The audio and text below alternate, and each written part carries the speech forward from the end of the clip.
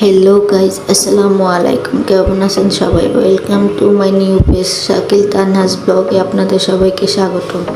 আজকে আমি রান্না করব ভাত আর আলু দিয়ে টমেটো মাছের ঝোল। প্রথমে আমি বিসমিল্লাহ করে ভাতগুলো চুলায় বসিয়ে দিয়ে আলুগুলো কুটে নেব ভালোভাবে।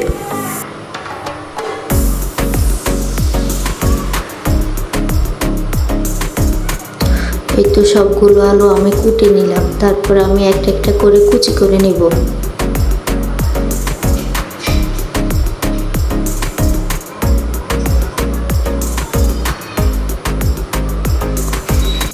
কুচি করার পর আমি আলুগুলো এক সাইডে রেখে দিব, রেখে আমি পেঁয়াজ কুটে নেব।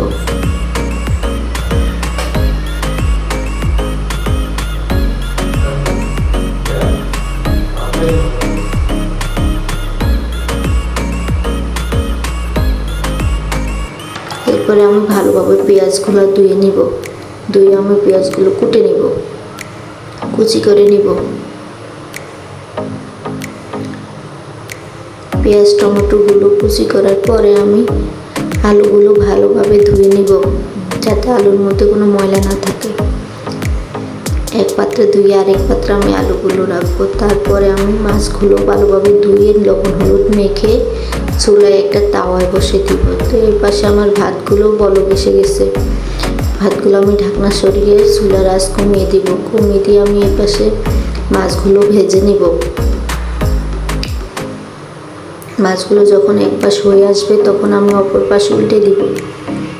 উল্টে ভালোভাবে যখন মাছগুলো হয়ে যাবে ভাজা, তখন আমি মাছগুলো উঠিয়ে রাখবো একটা বাটিতে। তারপর আমি একটা কড়াই পাতিলে বসিয়ে দিব চুলায়। তারপরে আমি পেঁয়াজগুলো দিয়ে দিব। পেঁয়াজগুলো দেওয়ার পরে আমি পেঁয়াজগুলো ভালোভাবে ভেজে নেব। যখন পেঁয়াজগুলো লাল লাল হয়ে আসবে তখন আমি এক এক করে হলুদ, মরিচ, লবণ, রসুন বাটা, জিরের গুঁড়ো সবগুলো দিব। দিয়ে সামান্য পরিমাণ আমি পানি দিয়ে দিব, যাতে মশলা পুড়ে না যায়।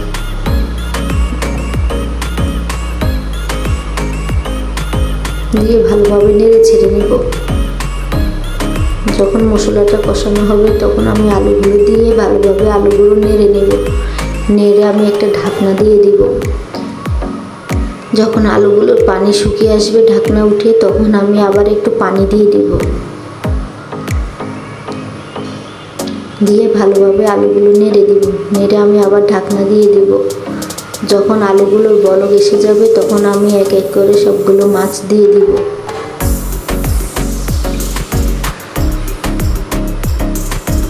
দিয়ে নেড়ে ছেড়ে দিব। নেড়ে ছেড়ে আমি কুটে রাখা টমেটোগুলো দিয়ে দিব। টমেটোগুলো দিয়ে আমি আবার একটু নেড়ে দিব। নেড়ে আমি ঢাকনা দিয়ে দিব।